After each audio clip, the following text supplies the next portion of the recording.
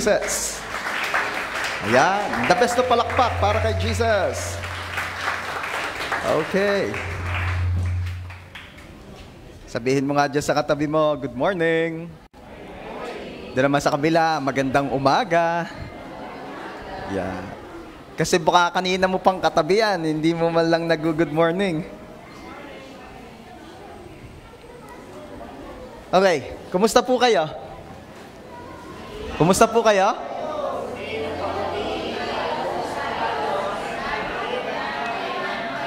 Ayan. Pabanal ng pabanal. Amen. Okay.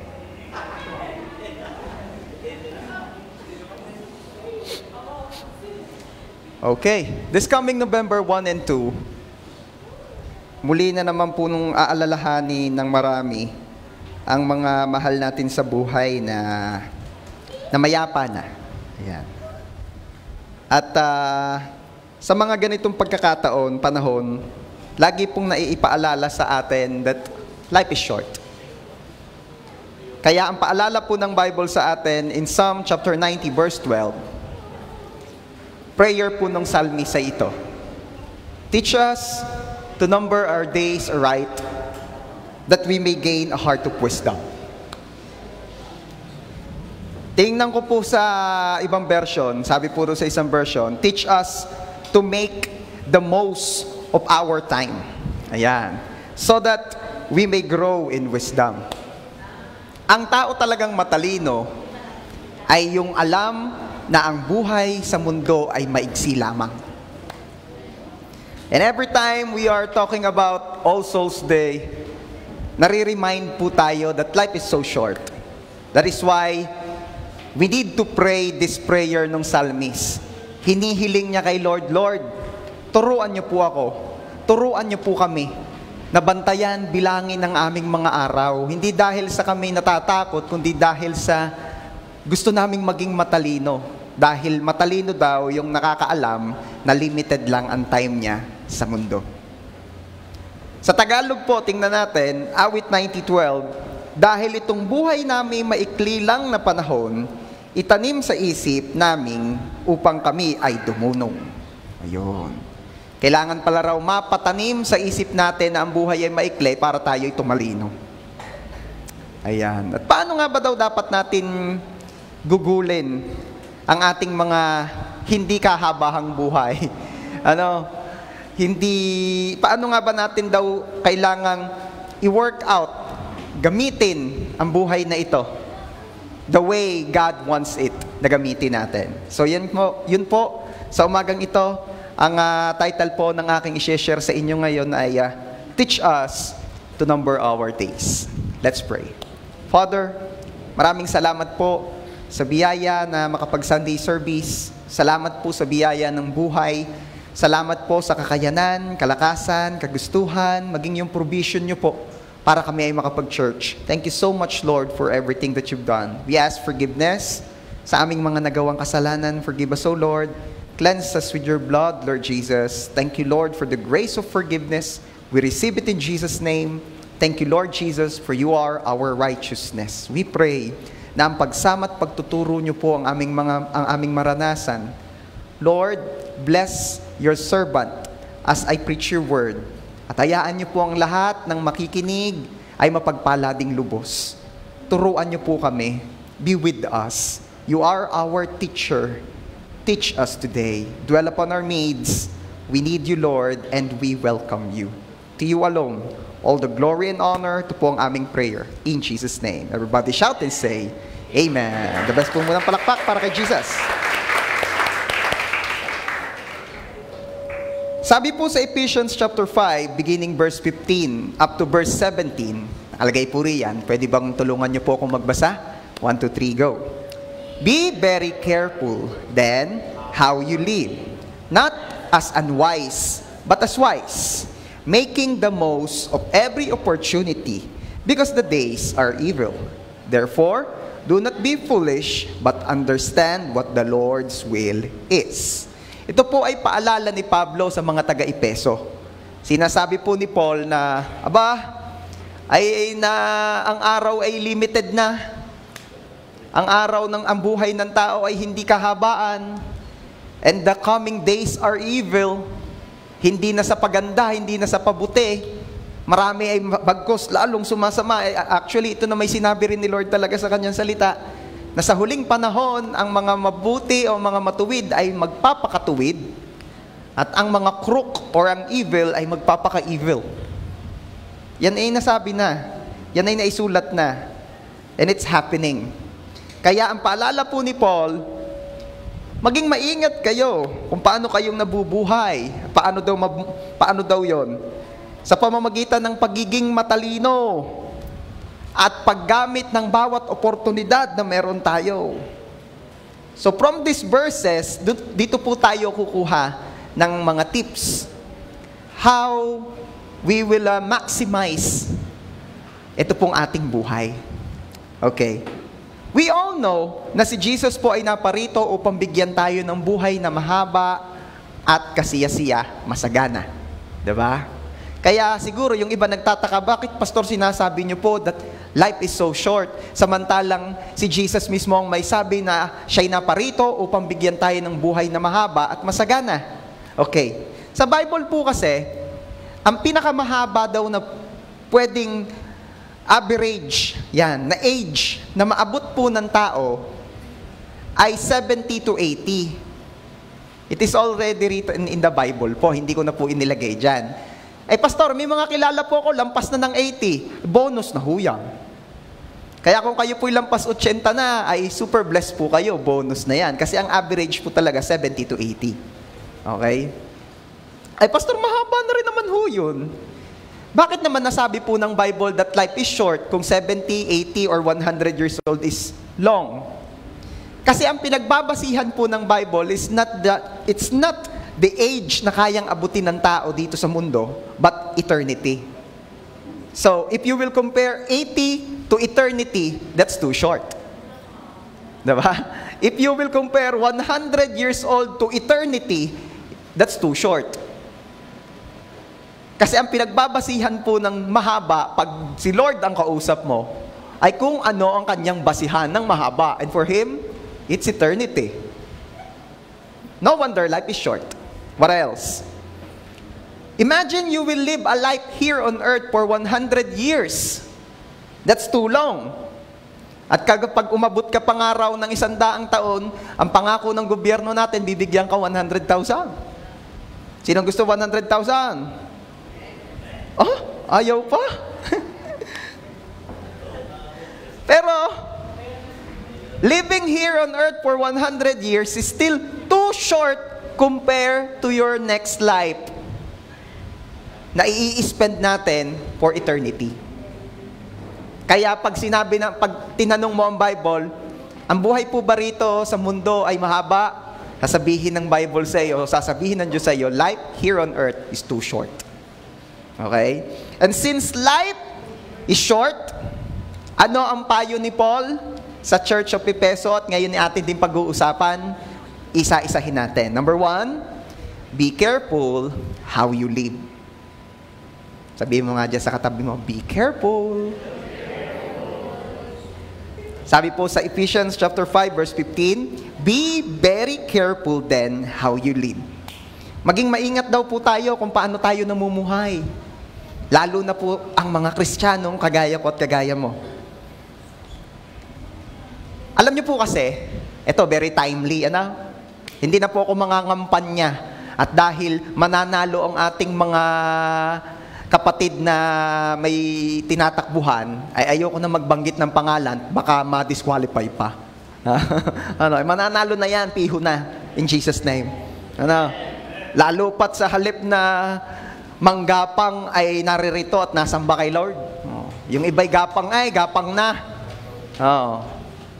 Yung mga kapatid natin narito, worshiping the Lord. At sila'y naupo. At sinabi, the battle is God's. Diba? Okay.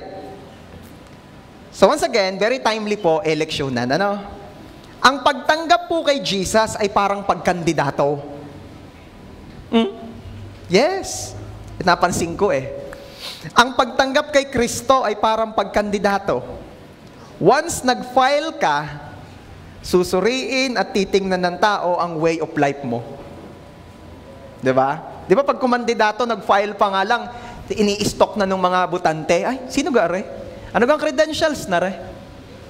Kaya yung iba mga papel na ipinamimigay pati mukha ng kandidato may credentials. Paramihan ng credentials. Best in PE, best in research. Allah. Sama na lahat, samahin na. Best in religion in grade 1, best in religion in grade 2. Sinsun na insane. Tinitingnan yan. Sinusuri at tinitingnan ng tao yung mga nag-file ng candidacy. The same thing is true as you accept Jesus.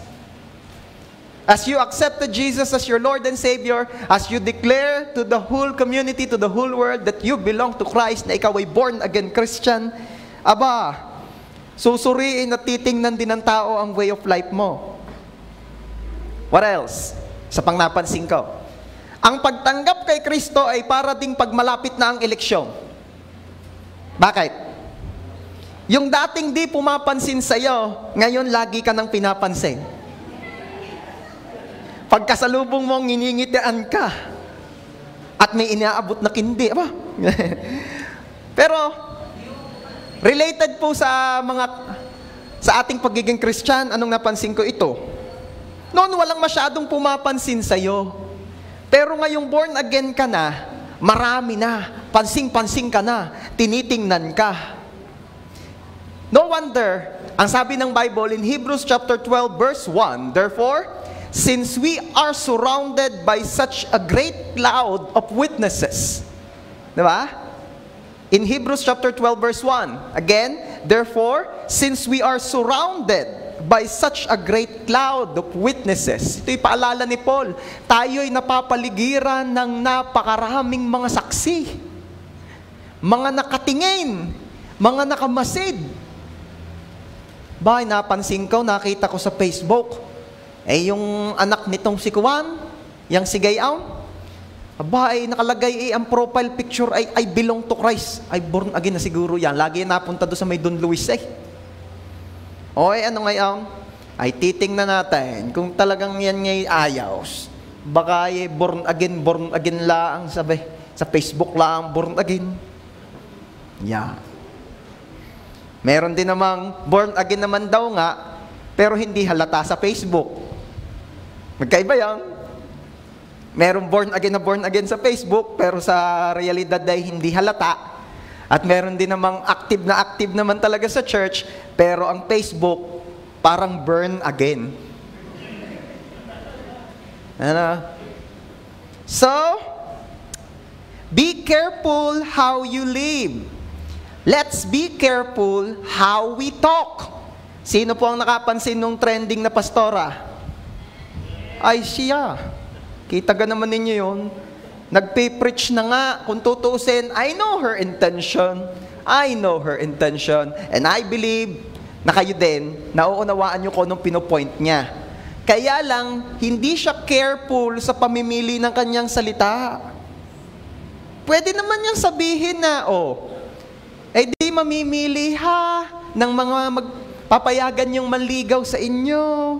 Huwag din naman pag nakakita ng pogi, singkit, K-pop, paligaw agad. Pwede namang ganyan ng mga term. Hindi yung, God is a God of order.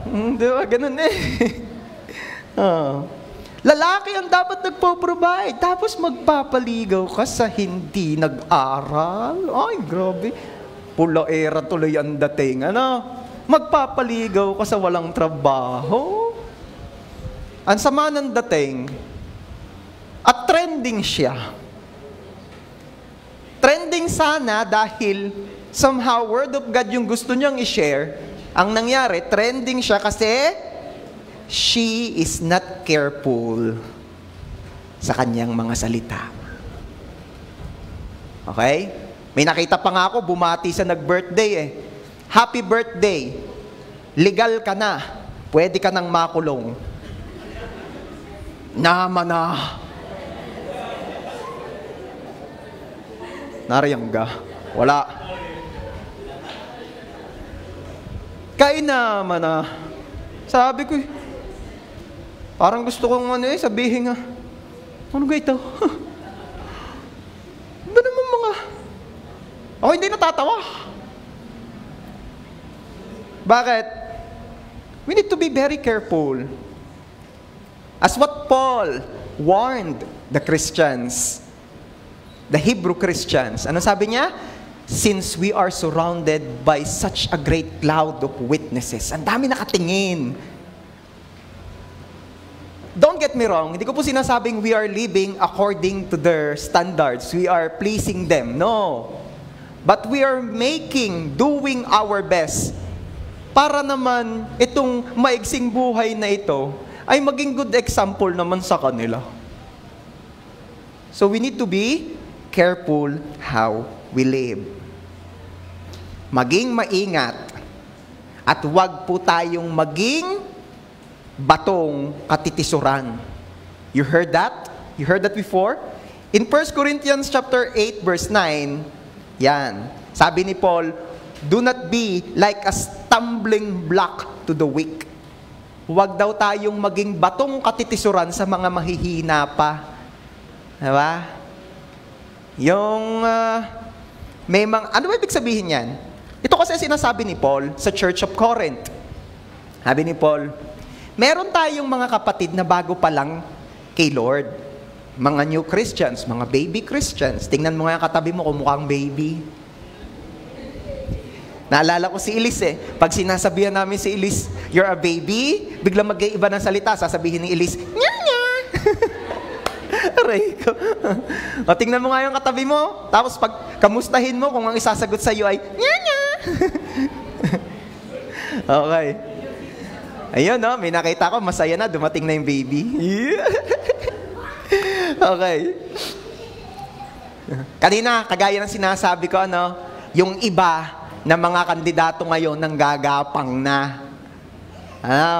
Puwersahaan na talagang trabaho na kahit hindi na dapat nangangampanya. Pero ako'y blessed kasi yung mga kumakampanya dito sa atin sa JA1 San Jose, they are here worshiping God. Diba? Pwede bang palakpakan natin si Lord sa kanilang mga buhay? Panalo na kayo. Panalo na kayo. Dahil inunan nyo si Lord ngayong araw na ito. Okay, tuloy natin. Ayoko lang magbanggit na ng pangalan at baka ma-disqualify pa, mananalo na. Ano? Okay. By the way, nilinis nyo na yung mga sinabit nyo, ha? Linisin nyo na yung mga sinabit nyo, ha? Okay. Tuloy natin. Ngayon, sabi ni Paul, at dahil may mga bago tayong kapatiran, may mga bago tayong church members, may mga baby Christians tayong kasama, huwag naman tayong umakto o gumawa ng mga bagay na makaka-offend sa kanila, na magpapahamak sa kanila, dahil baka akala nila okay lang na ginagawa yun ng mga Christian. Okay? Kaya ang paalala ni Paul, huwag tayong maging bato na magsisilbing katitisuran nila para sila'y bumagsak. Ano ba yung mga ganyong bagay? Example lang ko kayo. Kararating-rating lang sa church, first time. Aba, ay mabango, amoy bulgari. Tapos, ay ang ganda ng anggara ng kotse, anggara ng damit, anggara ng bag. Sabay biglang nilapitan ng isang sister. Sister, welcome, bago ka lang dito? Oo, bago lang po ako. Welcome, ay salamat po. Ay baka naman meron ka dyan na pwedeng pahiramin mo ako, ha? Bago-bago lang, hinang-hihiram na. Diba, parang, sa susunod kayang linggo, sumama pa kaya yun doon sa nag-invite sa kanya? I doubt. Kaya ano ang sabi ni Paul? Ay, be careful. Sa halip-halip na magpapatuloy yung mga babagong nakakakilala kay Lord, babago nating nakakasama ay, hindi na siya tutuloy, babagsak na agad sila kasi nga, nagsilbing batong katitisuran yung mga nauna.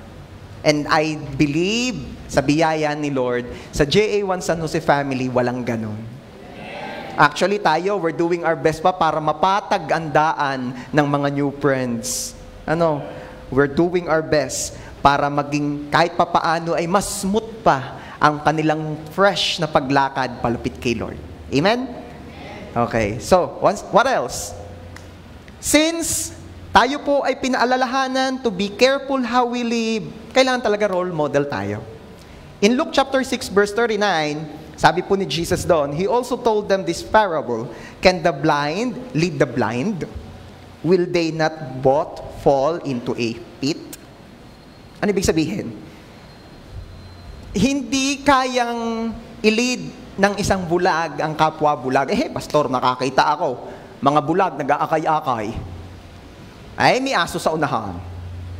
Wala nga po, ay siya. Ay, bantayan mo kung saan pupulutin ng mga yaw. Unless may mag-guide sa kanila. Okay? Kaya, we need to be a good example, a role model to our Christian friends and kahit sa hindi pa.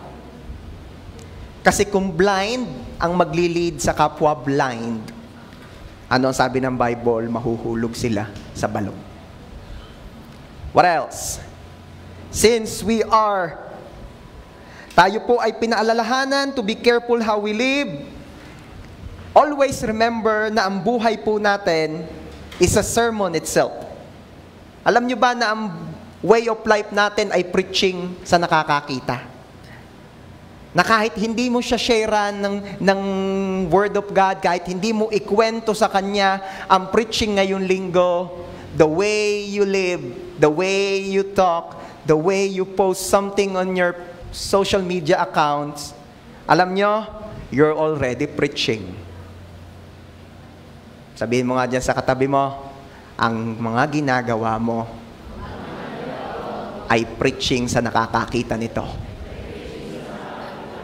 So how come that we can say, the Lord changed my life, come with me, and then makikita nila our way of life. In 2 Corinthians chapter 3 verse 2, anong sabi doon ni Paul?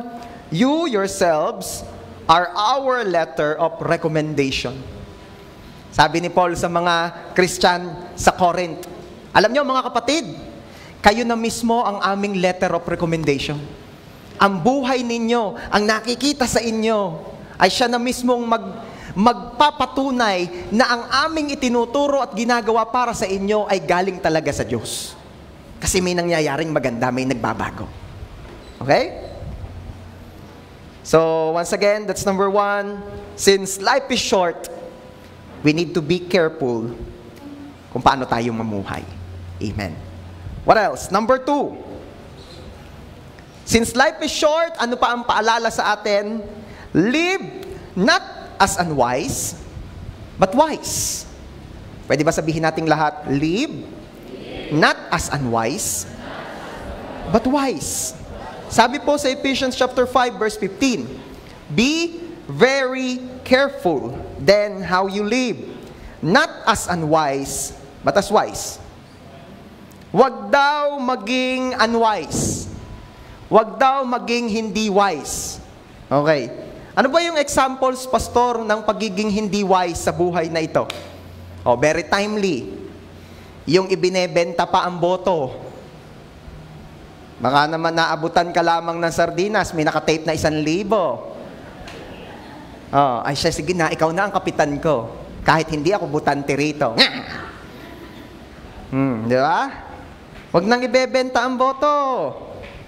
Naabutan ka lamang niyang tumatakbo ng kapitan, Naabutan ka lang ng kapitan ng Cup Noodles, tuwan-tuwa ka naman. Pahili mo pa sa inyo. Mame, binigyan ako ni kapitan ng noodles. Talaga? Opo. Di pag ang noodles galing kay kapitan, ang tawag, Cup Noodles. Yung mga tumawa, matalino. Sino yan?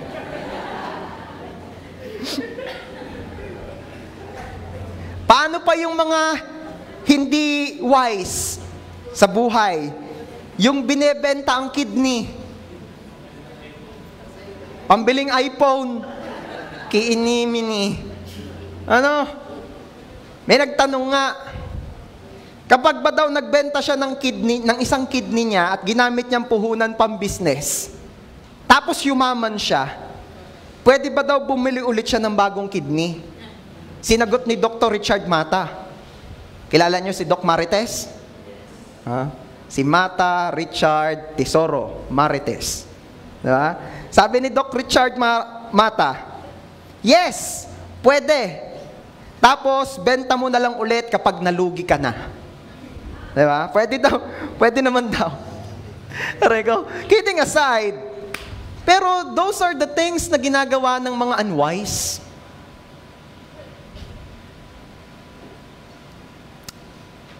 Ito sa akin lang ha. Gusto ko i-share sa inyo eh. Wala sa Bible. Sa akin to. Baka kasi sabihin ninyo, Pastor, wala naman sa Bible yan. Kaya nga, may disclaimer na sa akin. Hindi kasi ako nakukyutan dun sa batang pinagmumukha mong tiyanak, pinagmumukha mong manlalabas, pinagmumukha mong kung anumang itsurang hindi maganda. Yung iba kasi cute na cute sa ganun, yung mga anak nila dadalhin nila sa mga party, tapos pagmumukhaing manlalabas. Tapos sasabihin, ang cute, ako hindi nakukyutan. Honestly. Again, sa akin ito. Wala sa Bible. Sa akin yun. Ang nakita ko nga, yung iba daw ang gagawin, kakapitan ng maraming mga resibo ng Batilik. Yung mga bayarin, mas nakakatakot daw yung mga resibo ng Batilik. Kaya. O kaya pag gawin mong mukhang Bombay. Yan, nakakatakot din daw yan. Ano? Pero again, kidding aside, hindi ako nakukyutan. Mas cute pa rin yung nakadress. Mas cute pa rin yung mukhang tao kaysa mukhang maligno. Are you there? Are you there? Lalo na sa JA1 people, ano? We're praying pa nga eh. We're casting out demons nga eh. Tas we will make our kids look like demons? Come on! Let's be wise. Sabihin mo nga dyan sa katabi mo, live. Not like the unwise. Be wise. Oo nga naman. Ano? J1 people, are you there? We're casting out demons. We hate demons.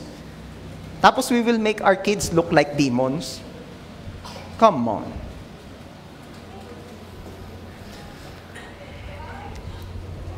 What else? Dami naman eh. Yun nga, yung gusto ng magandang buhay, pero ayaw magsikap. Ay magtiyaga, magsipag. That's being wise. Ngayon, paano naman maging wise?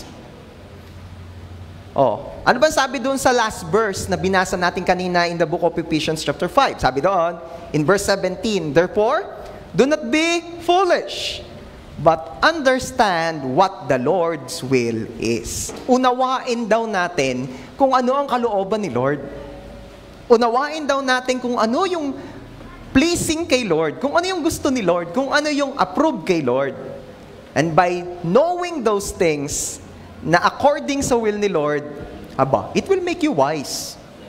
Alam mo kung anong ipaprioritize, di ba? Alam mo kung anong uunahin mo. Alam mo kung saan ka maglalaan ng iyong buhay, ng iyong budget, ng iyong resources, ng iyong time. That's being wise. What else? In Proverbs chapter 9 verse 10, ang sabi po doon, the fear of the Lord is the beginning of wisdom. Sino po rito gusto maging matalino? Parang hindi nyo masyadong kailangan na, ulitin ko. Sino po rito yung gusto maging matalino? Yung iba sabi, hindi ko na gusto, ako naman matalino na, maging mas matalino pa. Diba? Natapos na raw ang exam kung last week ko daw tinanong yon, baka mas maraming mag-amen. Anyway, ang simula para daw ng tunay na karunungan ay kapag ikaw ay may banal na takot kay Lord. Holy fear, reverence. Kaya make sure na meron po tayong healthy, genuine relationship with the Lord. At pag nangyari yon, believe me, every time you need wisdom, you can ask God, and the Lord will not hesitate to give you wisdom, as He said in His word in the book of James. Diba? If any one of you lacks wisdom, you should ask the Lord, who gives you generously. Diba? Okay. So, let's know God. Let's know His will. At syempre, if you want to know God's will, by the way, ang dami ko nakikitang post, gusto daw niya malaman ang God's will. Kadamihan naman sa mga kabataan, pagka ay pinag-usapan God's will, tao agad. Lalo na single, agad na God's will ba siya sa akin? Di ba? Yung mga babanatan pa kasi nung mga youth na pogi, si Ining, babanatan ng youth na pogi na, ako ang pero ng buhay mo because I will never let you go. Di ba? Naalala ninyo yung topic natin last Sunday? Anong sabi ni Pero sa mga Israelites? I will never let you go. Next, baglang binanatan si sister nung si brother, ako ang pero ng buhay mo. Bakit? I will never let you go. Anong sagot ni sister? Pinag-pray mo na ba yan, be? Diba? Usually, pag napag-usapan po yung God's will, lagi ang nasa isip agad yung God's will na pag may dumating na magandang sister, first time, o kaya may dumating na poging brother, first time, napapapray ang mga single sa church. Napapaprayer in tongues. Di ba? Ano sinasabi? Siya na ba? Di ba? Talaga naman. Pastor, what is prayer in tongues? Tanong ninyo sa inyong mga life group leaders. At after po nitong holiday season ay mas lalong magkakaroon ng idea yung inyong mga life group leaders what prayer in tongues is all about. Yan. Kasi ang mga life group leaders po ay may gala. Yan. Yan ang mga benefits of the life group, of being a life group leader. Diba? Okay. Paano pa mabuhay wisely? Paano pa daw ba mabuhay paano pa daw maging matalino sa buhay? Sabi po sa Proverbs 11:30. Yan. Hindi na tayo aabutin ng 11:30. The fruit of the righteous is a tree of life, and he who is wise wins souls. Paano pa raw maging matalino? We win souls. Bunga naman. Bakit binanggit ng Bible na yung mga nag-aakay ng tao palapit kay Kristo ay matalino? Una, di ba ang sabi, gawin natin kung ano yung will ni Lord for us to be wise? Yan yung will ni Lord. Kasi ang sabi ni Jesus, for the Son of Man came to seek and save the lost. Kaya ang paglalapit kay Kristo ng mga wala pa sa Kanya, sa mga hindi pa nakakakilala kay Lord, ay pagiging matalino. What else? We all know na as we do good deeds, ano mangyayari? We will receive heavenly rewards. Kaya ang paglalapit ng mga tao palapit kay Jesus, bringing them to God, bringing them to Jesus, ay pagiging matalino dahil nakakaipon ka ng heavenly rewards. Na pagdating natin sa ating second life in heaven, big time ka doon. Mayaman ka doon. Kagaya ng sinabi in the book of Daniel, that those who will lead many to righteousness will be like stars. Bakit nagniningning? I don't know. Pero maaaring dahil you have your crowns, you have your treasures in heaven because of what you did. No wonder, sinabi ng Bible that those who win souls are wise. Paano para maging matalino? Psalm 90:12, yung ating verse na kanina pa nating binabasa. Teach us to number our days right, that we may gain a heart of wisdom. Pag alam mo na ang buhay sa mundo ay limited lang, hindi unlimited, nagiging matalino ka. Madalas na natin ito napapag-usapan. Sino yung madalas mong makitang nagiging matalino sa buhay? Those who realize that life is short. Yung mga taong nasa deathbed, yung mga taong malapit ng mamatay, di ba? Lagi kong binabanggit sa inyo, nagiging matalino sila. Hindi nila hinahanap ang mga nagkakautang sa kanila. Hindi nila hinahanap ang mga kagalit. Hindi nila hinahanap yung mga taong ang hinahanap nila ay kung ano mahalaga. Nasaan si Utoy? Nasaan ang tiya? Nasaan ang inay? Nasaan si Ining? Yung mahalaga ang inuuna. Wala kayong nabalitaang naghihingalo na nasa ng kalabaw? Nasa ng traktura? Nasa ng gilingan? May tao ba sa tindahan? Walang ganyan. Diba? Nasa ng aking trophy? Nasa ng aking mga sash? Nasa ng titulo? Walang ganun. Pag naghihingalo na, nare-realize na maigsi ang buhay at nare-realize what is important. Are there? So church, hayaan niyo po na maging matalino tayo sa pamamagitan ng lagi nating pagpapaalala sa ating mga sarili. Magtulungan tayo. Paalalahanan tayo. Life is short. Pagka meron kang kasama sa life group na may mga katampuhan pa, sundutin mo, sabihin mo, I understand, but life is short. Life is short. May mga pinagmamatigas pa, may mga pinaninindigan pa, hindi mo na maistindihan. Sige, maging tenga kang nakikinig sa kanya, pero right after, sundutin mo, sabihin mo. Life is short. Tama na ang K-dramahan. No? Life is short. What else? Kailangan daw talaga nating mag-grow in wisdom. We need to grow up. Sabi mo nga dyan sa katabi mo, grow up. Pagka medyo may issue sa height, wag mo masyadong idiin, ha? Baka naman ma-offend pa. Okay? Pero, once again, hindi naman porket sinabing grow up, eh magpatangkad ka, ano? There's another meaning noon. Ano ba ibig sabihin pag sinabihan kang grow up? Mag-mature ka naman, magkabait ka naman, di ba? Grow up. Oh, sa mga lalaki po, minsan hindi naman grow up sinasabi sa amin eh. Man up. Di ba? Be a man. Man up. You're not a kid anymore. Kailangan talaga nating mag-mature. Hindi pwedeng laging parang isip bata. Hello? Oh. Alam nyo, kahit sa pag-aasawa, hindi pwedeng gano'n. Sabi nga, ang pag-aasawa ay hindi parang kaning isinubo na pag napasok ay iluluwa. Hindi yung gano'n. So, be mature. Grow up. May sasabihin ako sa inyo. Yang pagtanda, dumadating talaga yan. Hindi mo mapipigilan.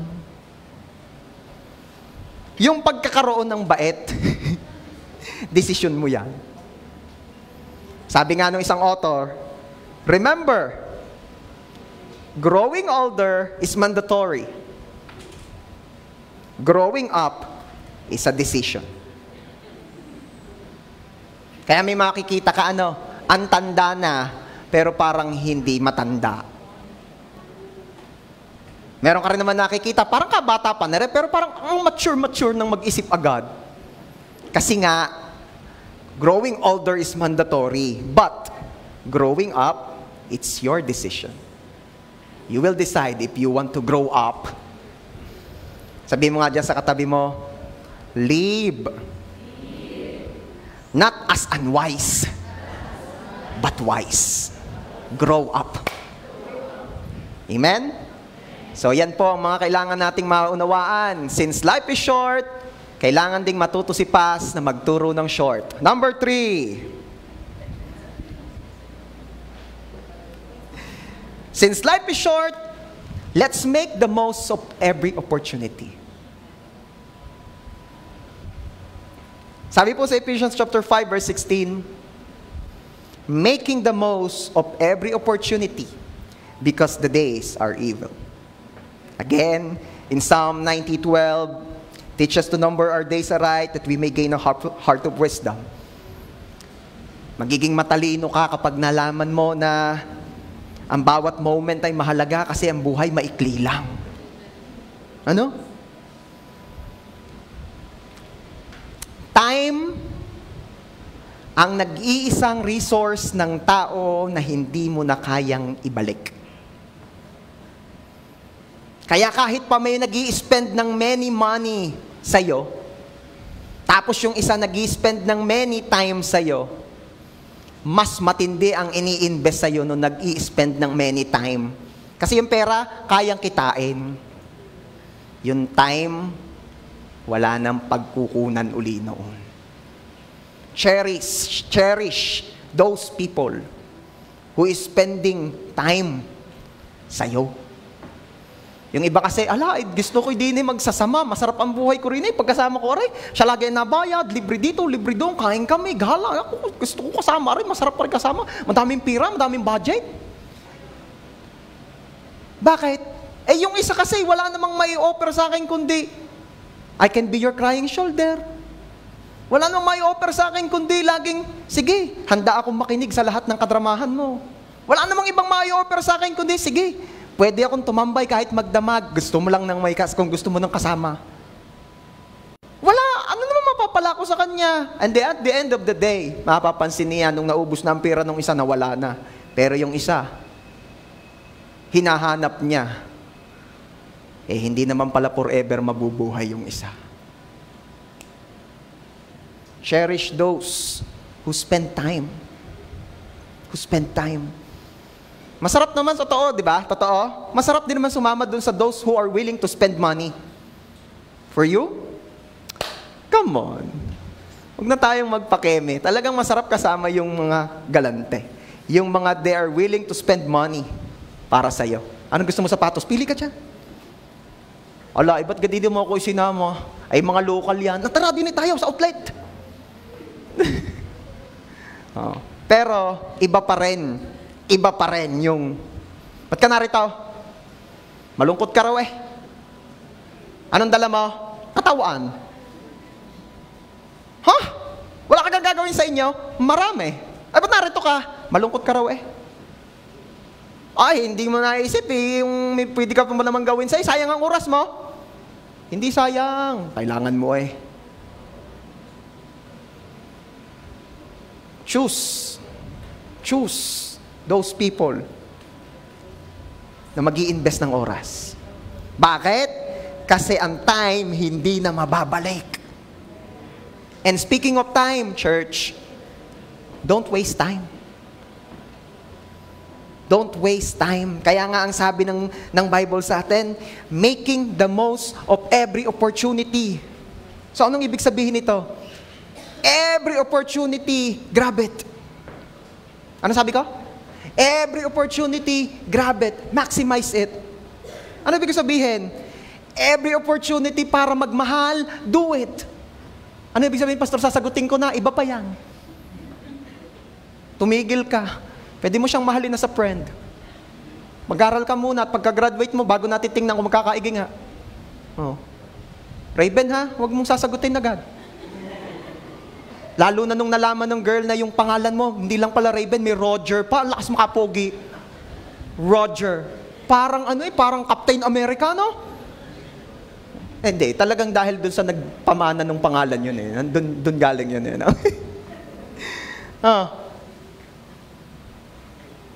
Every opportunity para magmahal, do it. Nariyan pa kayo? Since life is short, every opportunity para magpatawad. Let's do it. Pastor, hindi niyo po alam ang whole story Ako po ang nasaktan, ako po ang agrabyado, ako po ang na-offend, ako po ang kinawawa Ako pa po ang magpapatawad. Life is short, kapatid. Makikipagmataasan ka pa ba? Makikipagmataasan pa ba tayo? Life is short. You never know. Mas mahirap magbigay ng kapatawaran sa nasa 6 foot below. Pinapatawad na kita. Inay, ari nga pala ang bulaklak. Inay, kahit taon-taon, di ako magsasawang sabihin sa inyo, pinapatawad na kita.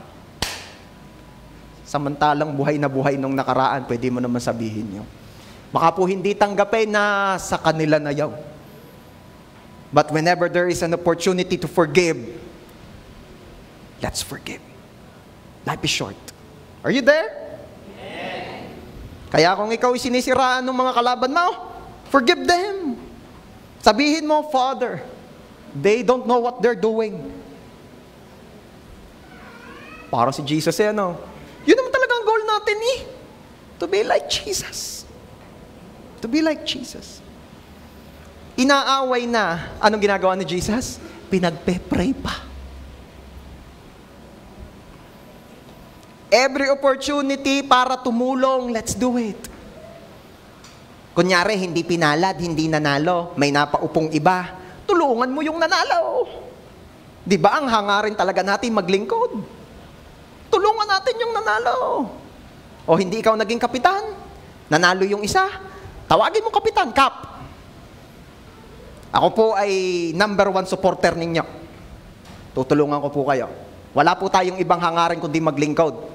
Kaya kung ano po ang aking maiiambag, tutulong ako. That's it. Every opportunity para mapangiti si Lord, mag-glorify si Lord, let's do it. Every opportunity para mag-win, makapaglapit ng mga tao para kay Lord, let's do it. Mag-holiday season, ang haba, long weekend, long weekdays, long week. Diba? Ang habang bakasyon.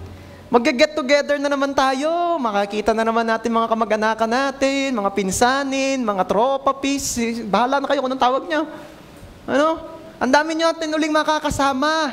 And I am so sure na hindi lahat yon may relationship na kay Lord. Tama? So, let's make every opportunity para maipakilala si Kristo sa kanila. Are you there? Pastor, ano ganaman po ang magiging effect nung aking isang pinsan na ma-sharean ko? Isa dami ho namin kamag-anak, hindi ko naman ma-sharean lahat May isa-share akong kwento sa inyo and we will end up with this. Meron pong isang matandang lalaki na naglalakad sa may tabing dagat. At habang naglalakad po siya doon, napansin niya, napakadaming starfish. Okay, madami starfishes. Nahihiya ako sa mga English major dito Napakaraming, Tagalog naman, napakaraming starfish na na-stranded sa tabi ng dagat. Doon sa may buhanginan. At nung napansin niya yon, gusto niyang makita yung view. Noon lang siya nakakita ng ganun Ang dami-daming starfish na stuck sa tabi ng dagat. Pagdating ng matanda, nakakita siya ng isang batang lalaki. Nagtsatsaga. Pinupulot isa-isa yung mga starfish. Inihahagis pabalik sa tubig. Taka yung matanda. Tinanong niya yung bata, "Utoy, anong gagawa mo?" Sabi ng bata, arehong mga starfish ay kawawa. Pag inabot ho ang mga ari ng init ng araw, di ni mamayang tanghalay, patay ho ang mga ari. Kawawa naman ho. Di binabalik ko ho sa tubig habang tuloy ng kanyang ginagawa. Sabi ng matandang lalaki, sa habang iyan utoy ng tabing dagat, at sa daming iyan ng starfish, yan ganamang maiihagis mo sa pabalik ng dagat, ay may magiging resulta. Makaka-apekto pa ganaman yan. Ano ang sagot ng bata? Ay, hindi ho maapektuhan siguro yung karamihan. Tuloy. Pero aring isa hong aray ay maliligtas. At ari pa ho. Hindi ko ho mailigtas lahat yan. Sa dami gahong yan. Kung kayo gahin natulong. Pero kahit ho kayo tumulong, hindi naman ho natin mailigtas lahat yan sa daming iyan. Pero aray, ligtas na. Habang may opportunity pong magligtas ho tayo. Magligtas ho tayo. Church, tuwing at habang may pagkakataon pang magligtas. Ako naniniwala, hindi starfish ang nakikita mo ngayon sa isip mo at hindi starfish ang pinakikita ni Lord sa isip mo. It could be your loved ones. It could be your closest friends. It could be your colleagues. It could be your, mga nakakampi mo sa volleyball, nakakampi mo sa basketball, nakatropa mo, nakatambay mo, katrabaho mo, But one thing is sure, the Lord is putting in your heart, in your mind, those so-called starfishes. Di natin kayang isave lahat. Pero yung isang mailapit mo kay Kristo, matters. At yung isa pa uli. At yung isa pa uli. At yung isa pa uli.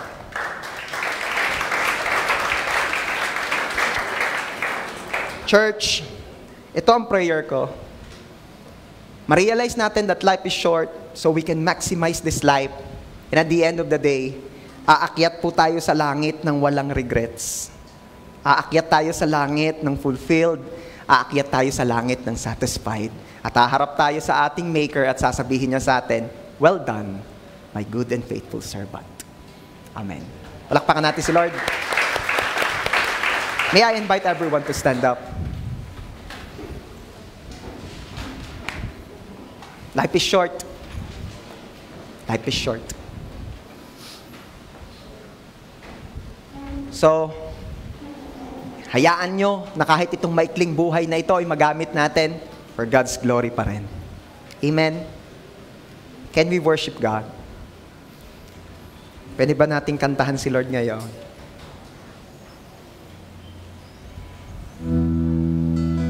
We worship you, Lord.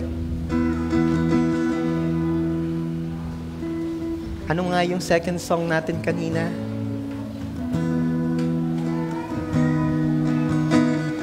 Sino po nagsasabi rito na siya'y fully convinced that life is short?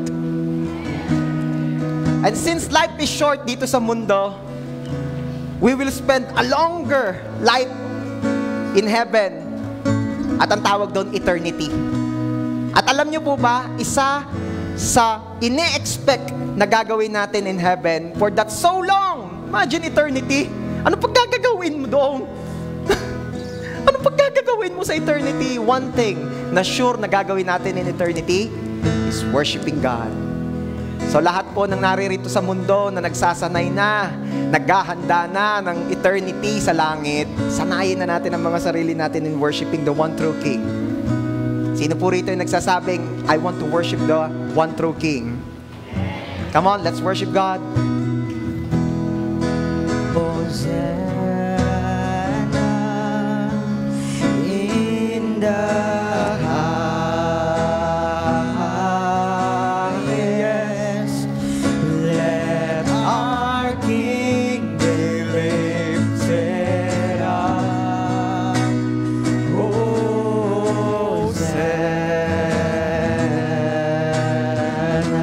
Minsan pa.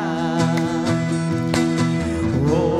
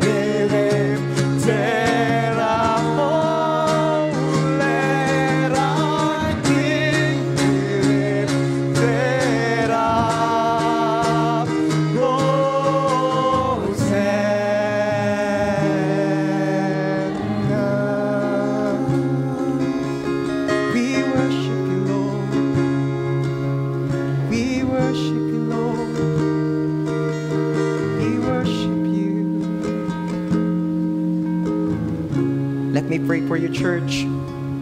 Lord, ito po ang prayer namin. This life that we have left is all we have of worth. Though this is short, we lay it down to you, Lord. Use it for your glory. At biyayaan niyo po kami to make every opportunity, to make every moment count. Hayaan niyo, Lord, na magkaroon kami ng wisdom to number our days. Biyayaan niyo kami, Lord, ng karunungan to number our days. To live not like the unwise, but be wise.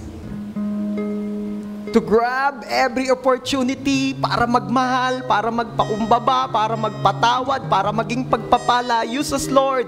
Make us a blessing today. Make us a blessing in every people. Make us a blessing in every opportunity. And Lord, we pray, hayaan niyo po na itong aming buhay dito sa mundo, bagamat hindi mahaba kumpara sa eternity dyan sa heaven, ay maging kagamit-gamit all for your glory. Magamit namin ng husto, ng maayos, ng tama. And I pray, Lord, biyayaan niyo po ang bawat isa na kami ay aakyat dyan sa langit na fulfilled, walang regrets, satisfied, masaya. At haharap kami sa inyo at sasabihin niyo sa amin, well done, my good and faithful servant. Napagkatiwalaan ka sa maiksing buhay dyan sa lupa, enjoy eternity. Thank you so much, Lord. I pray and declare in Jesus' name na ang JA1 San Jose family ay church ng mga matatalino. Alam na ang buhay ay limited, kaya't ginagamit ito. Lalo pang ginagamit at pinagyayaman. Una, para sa kaluwalhatian mo. Padalwa, para malalo pang mag-spread ng love, ng goodness sa marami. Thank you so much, Father. To you alone, all the glory and honor. To po ang aming prayer. In Jesus' name, amen. God bless you. Sige po, makakaupo na po tayo.